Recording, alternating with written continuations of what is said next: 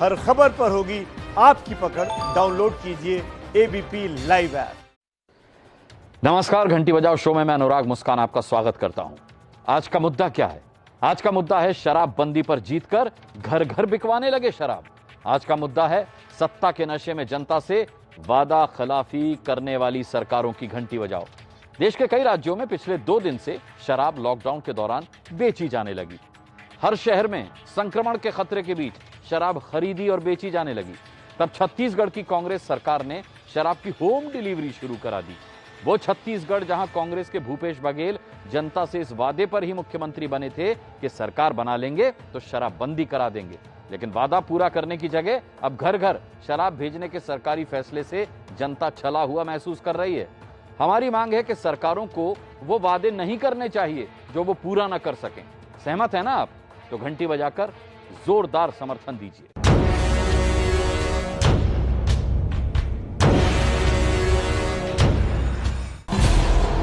Lockdown में शराब बिकने का रुझान नंबर 1।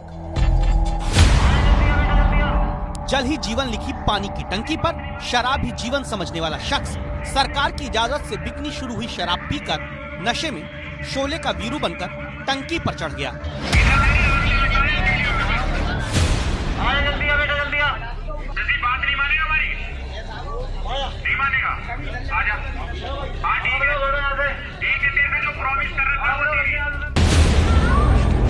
लॉकडाउन में 41 दिन बाद शराब सरकारों ने बेचनी शुरू की तो दूसरे दिन शराब का नशा ऐसा चढ़ा शशि नाम के शख्स पर कि टंकी पर चढ़ जाता है।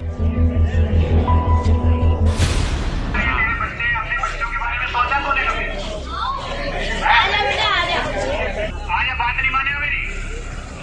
मानेगा? तेरे कितनी अच्छी घरवाली मिली है, मुझे मिलती तो मैं भी ऐसी दावत करता शाम को बढ़िया वाली। नीचे आ जा। पत्नी नीचे हाथ जोड़े खड़ी, पुलिस लाउडस्पीकर लेकर मान मनौवल कर रही, पूर्व मेयर आकर समझा बुझा रही।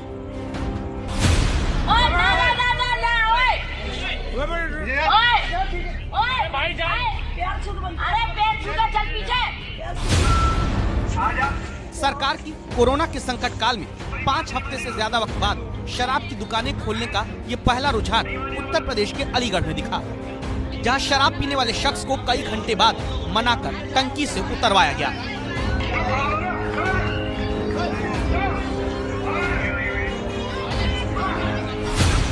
नहीं चढ़ा था भैया, शराब पी के मुझे शराब मिली और शराब में लिया। हाँ, टंकी में मैं यूँ चढ़ा था भाई। मेरे को नहीं दिन से मेरे को शराब नहीं मिली थी, शराब आज मिली है। धर्मिंदर एक दफा चढ़ गया था शोले पिक्चर में, तो भैया मैं भी तो धर्मिंदर हूँ। लॉकडाउन में शराब बिकने का रुझान नंबर 2। शराब के ठेके क्या खुले? राजस्थान के बारा में शराबी सड़क पर ही जमकर लात घूंसे चलाने लगे। काहे का लॉकडाउन, काहे का कोरोना। शराब के नशे का संक्रमण इस कदर चढ़ा कि जिनके साथ शराब पी वही 1 क्वार्टर के बाद अर्थव्यवस्था संभालने की खुशी में खुद की व्यवस्था भूल गए।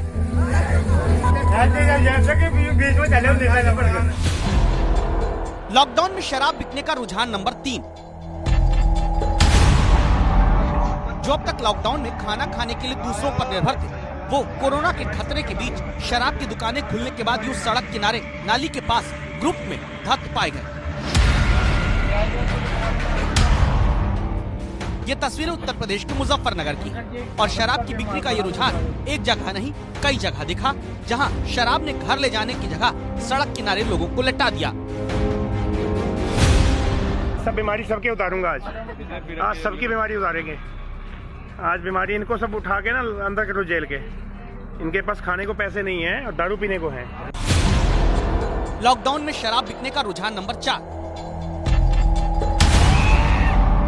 सिकंदराबाद में शराब की दुकान के बाहर शराब मिलने की खुशी का ये रुझान देख कोरोना तो नहीं भागेगा, लेकिन ये तय हो गया कि जो 41 दिन से बिना शराब मिले शांति से घरों में बैठे रहे, वो अब सरकार की शराब से कमाई वाली धुन पर ऐसा नाचेंगे कि कोरोना के खिलाफ लड़ाई कमजोर जरूर करेंगे। लॉकडाउन में शराब बिकने का रुझान नंबर 5। ये आज के दौर के क्रिस्टो मुखर्जी नहीं है, ये विदिशा के तहसीलदार हैं। साहब को शराब पीने को मिली तो शराब और कुर्सी के नशे का कॉकटेल ऐसा हुआ कि लड़खड़ाते हुए लाठी लेकर ड्यूटी करने लगे।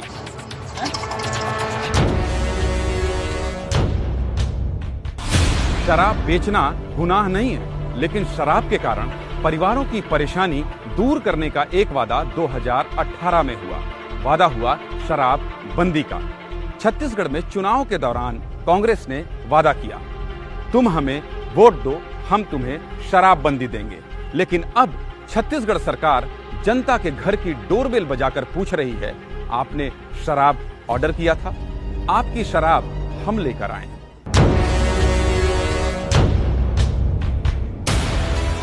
ये छत्तीसगढ़ के मुख्यमंत्री भूपेश बघेल हैं।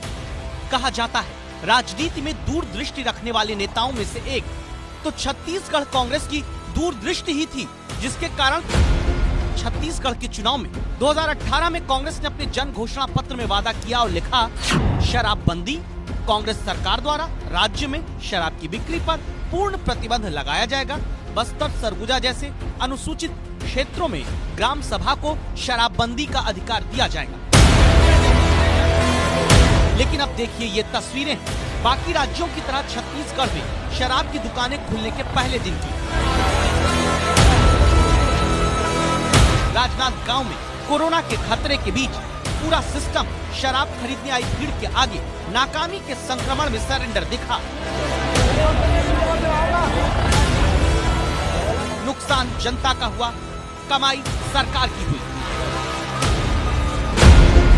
4 मई को पहले ही दिन छत्तीसगढ़ में 35 करोड़ रुपए की शराब बिकी।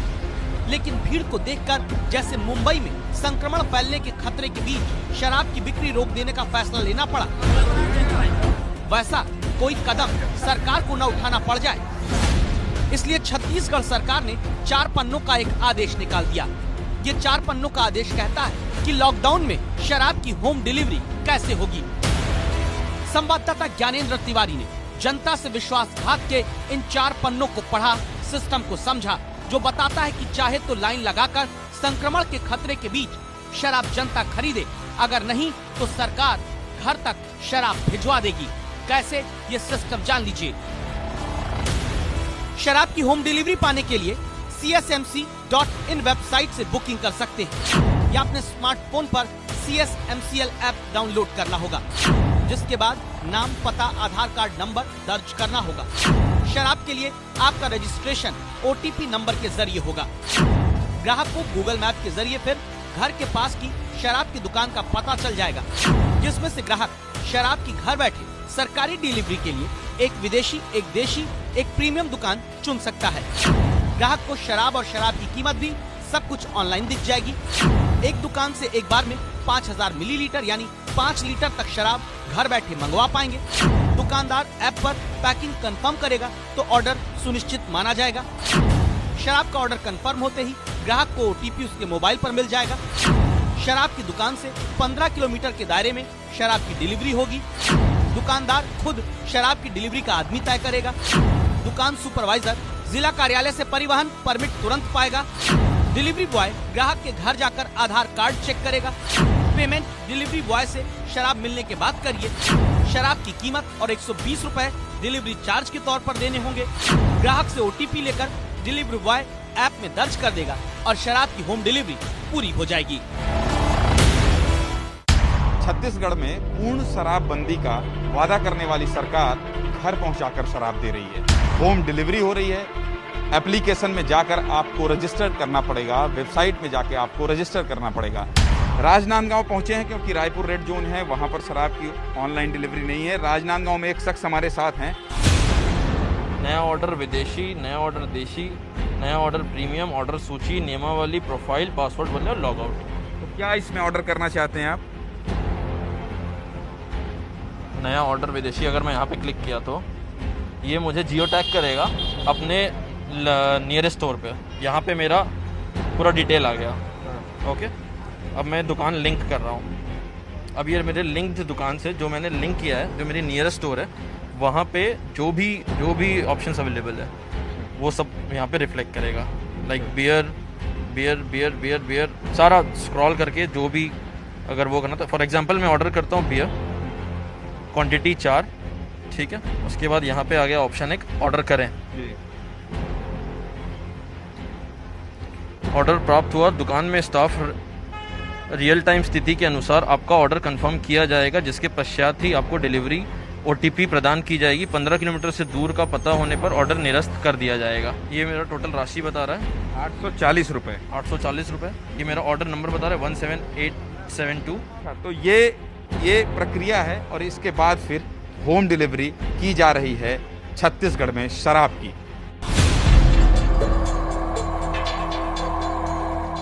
किसान की लाखों की सब्जियां सड़ रही हैं, उनकी डिलीवरी का सिस्टम नहीं बना पा रही है सरकार। किसान का खेत लॉकडाउन में कब्रगाह बनता जा रहा है, उसकी सब्जियों की डिलीवरी की व्यवस्था सरकार नहीं कर पा रही। लेकिन शराब की होम डिलीवरी का रास्ता ऐसा निकाला है कि मैन पावर एजेंसी हायर हो चुकी है, जिसके लोग शराब होम डिलीवर करेंगे। आम आदमी को इमरजेंसी में घर से बाहर जाने का पास पाने में भले देर हो जाए, लेकिन शराब की होम डिलीवरी का परमिट हाथों हाथ मिलता है। दूसरे आड़ा में है सर 4 बोतल सर। अच्छा। तीसरे आड़ा में है सर 2 बोतल। संवाददाता ज्ञानेंद्र तिवारी अब राजनांदगांव में उसी डिलीवरी बॉय के साथ, जिसे सरकार की तरफ से घर बैठे शराब पहुंचाने का जिम्मा मिला है, आगे बढ़े। एक डिलीवरी बॉय हैं और ये जो है सरकारी सिस्टम के तहत नियुक्त डिलीवरी बॉय हैं। इनके पास एक सूची है। ये सूची को क्या कहा जाता है? ये परिवहन ज्ञापन होता है सर। अच्छा, ये परमिट है। मतलब इतने लोगों को देने का परमिट है, सरकारी परमिट है। हाँ सर, ऑनलाइन ऑर्डर सर। हाँ सर। तो कुल कितने लोग का ऑर्डर मिला है आपको? कल 9 लोग का ऑर्डर मिला है सर। अच्छा, ये कल का ऑर्डर है कि आज का है? आज का है सर। अच्छा, और आज ही डिलीवर करना है? हाँ सर, आज ही करना है।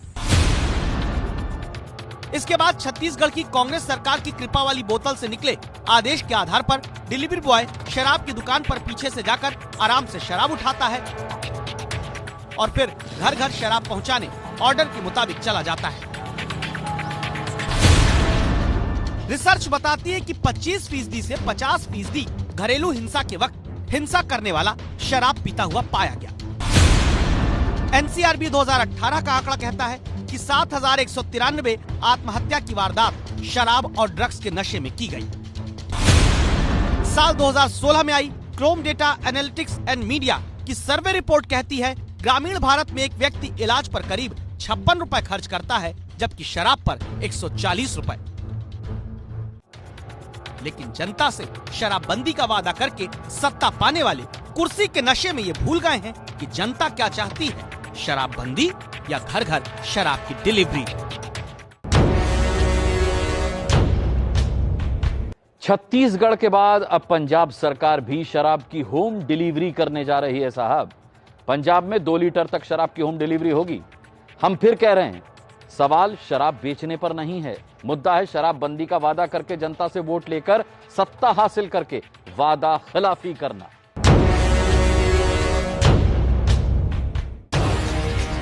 वोट के लिए शराबबंदी का आदेश 2 लाइन में था, जिसके दम पर जनता ने सरकार बनवा दी। लेकिन सरकारी खजाने को भरने के लिए शराब की दुकानें खुलवाने के बाद होम डिलीवरी का आदेश 4 पन्नों में आया। यही कारण है कि जिन महिलाओं ने शराबबंदी के भरोसे पर वोट दिया, वो खुद को छला महसूस करके सवाल पूछती हैं। सरकार यही बोले कि हमको जिताइएगा, मेरे को सरकार बनाइएगा तो हम यहाँ से दारू भट्टी हटा देंगे, बंद करवा देंगे। लेकिन इतना दारू भट्टी में, इतना महामारी में दारू दुकान खोल दिए। बीजेपी विरोध कर रही। पूर्व सीएम रमन सिंह सरकार को वादा याद करा रहे हैं। आपके नेता राहुल गांधी की उपस्थिति में गंगा जल एक हाथ में लेकर आपके सारे पदाधिकारियों ने कसम खाया था कि हमारी सरकार यदि बनती है तो हम 1 महीने के अंदर छत्तीसगढ़ में पूर्ण शराबबंदी करेंगे। 1 महीना नहीं, आज तो 1.5 साल से ऊपर समय निकल गया है और आज याद इसलिए दिलाया जा रहा है कि ये कठिन समय है। विपक्षी नहीं, रायपुर में कांग्रेस के पार्षद सैकड़ों महिलाओं के साथ शराब की दुकान खोलने और शराब की होम डिलीवरी पर सवाल उठाकर प्रदर्शन करते हैं। कांग्रेस के विधायक ही अपनी ही सरकार पर सवाल उठाते हैं। शराब की दुकानों में जो खोली गई हैं, उससे जो अव्यवस्थाएं फैली हैं और जो खतरा बढ़ा है, उससे मैंने भी अनुरोध किया है सरकार से कि शराब की दुकानें तत्काल बंद कर देनी चाहिए। इसीलिए शराबबंदी का वादा करने वाली सरकार के आबकारी मंत्री कवासी लखमा को एबीपी न्यूज संवाददाता ज्ञानेंद्र तिवारी ने शराबबंदी का वादा याद दिलाया। कह रहे हैं कि अभी तो 5 साल है घोषणा पत्र को, 5 साल में बंद कर देंगे। अभी घर पहुंचाने में क्या दिक्कत? घर पहुंचाने का सवाल नहीं है, अभी भीड़ कम होगा। भीड़ कम करने के लिए अभी बीमारी फैल रहा है जगह जगह, इसलिए किया है। शराबबंदी बाद में देखेंगे, तो क्या शराब की होम डिलीवरी जैसा सिस्टम किसान को फायदा पहुंचाने के लिए नहीं बनाया जा सकता? छत्तीसगढ़ सरकार आपको घर पहुंचाकर शराब दे सकती है, लेकिन किसानों की सुध लेने वाला कोई नहीं। ये इलाका छत्तीसगढ़ के कृषि मंत्री रविंद्र चौबे का, और देखिए कैसे लाखों रुपए खर्च करके जिन किसानों ने कद्दू लगाया वो आज कैसे बदहाल है। एबीपी न्यूज ने पहले भी आपको ये खबर दिखाई थी कि कैसे कद्दू का किसान बदहाल है, और हमने तय किया जैसे ही पता चला कि छत्तीसगढ़ सरकार ऑनलाइन शराब पहुंचाएगी आपके घर तक, तो सोचे कि क्यों ना उस किसान का भी दर्द समझें और आप तक पहुंचाएं जो महीनों से इसी तरह कद्दू सड़ाने के लिए मजबूर है। अब देखिए यहाँ पर आपने देखा कितना कद्दू है, देखिए कैसे खेतों में यहाँ पर इन्होंने कद्दू रखा है। और शेर सिंह जिनकी कहानी हम आपको पहले दिखाए थे, आज भी कद्दू उनका उसी हाल में है। लेकिन शराब प्रेमियों के लिए छत्तीसगढ़ सरकार ने चिंता की है।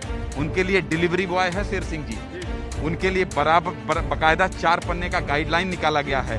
कहानी दिखाने के बाद कोई आया, कोई पूछा आपसे? नहीं, आज तक कोई भी सरकार के कोई भी अधिकारी मेरे पास नहीं आए हैं। और बेचने के लिए हमको मॉर्निंग 3 बजे से 7 बजे का टाइम दे दिए हैं। आप 3 बजे रात से 7 बजे तक ही सब्जी बेच सकते हैं, उसके पहले आप सब्जी नहीं बेच सकते। इसीलिए आज एबीपी न्यूज की राय है, ये बात सच है कि सरकारों को अभी राजस्व के लिए शराब से मिलने वाले पैसों पर निर्भर होना पड़ रहा है। ऐसे में राजनेताओं को ऐसे वादे करके जनता से वादा खिलाफी नहीं करनी चाहिए, जिन्हें पूरा करना सत्ता पाकर व्यवहारिक न हो, क्योंकि सरकारों की वादा खिलाफी से जनता का लोकतांत्रिक प्रक्रिया पर भरोसा डगमगाता है। आप इस राय से सहमत हैं तो 8422840000 पर मिस्ड कॉल देकर घंटी बजाइए, आवाज उठाइए। कोरोना अब और रफ्तार से रोज देश में फैल रहा है। इस बीच कुछ ऐसी तस्वीरें हमारे संवाददाताओं ने कैद की है जो बताती हैं कि सरकारें संक्रमण का खतरा रोकने में नाकामयाब हो रही हैं।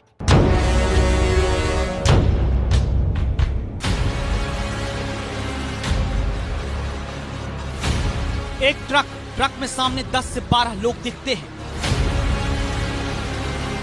अंदर 35 लोग और छिपे हैं। संक्रमण के खतरे के बीच ये ट्रक महाराष्ट्र से उत्तर प्रदेश तक चला आया। कैसे?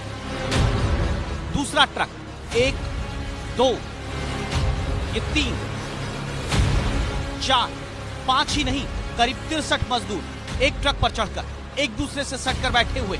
लेकिन संक्रमण के विस्फोट के खतरे के बीच ये ट्रक गुजरात से मध्य प्रदेश कैसे पहुंच गया? एक टेम्पो में 10 लोग एक दूसरे से सटे बैठे दिखते हैं।